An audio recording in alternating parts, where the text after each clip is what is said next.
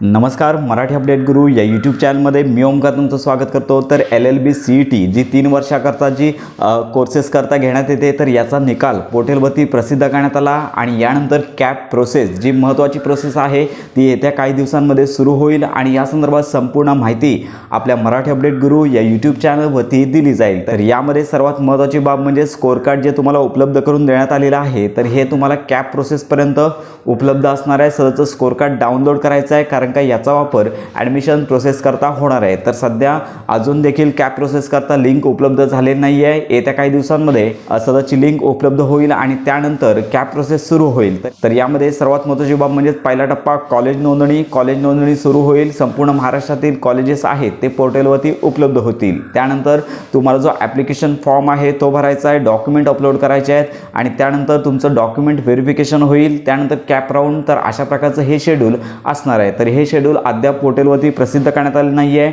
लवकरच पोर्टलवरती संपूर्ण माहिती प्रसिद्ध केली जाईल। तर या संदर्भात वेळोवेळी अपडेट्स आपल्या मराठी अपडेट गुरु या यूट्यूब चॅनलवरती दिल्या जातील। त्यामुळे LLB CET संदर्भात कॅप प्रोसेसपासून ॲडमिशनपर्यंत संपूर्ण माहिती मिळवण्याकरता आपल्या मराठी अपडेट गुरु या यूट्यूब चॅनलच्या कनेक्टमध्ये राहा।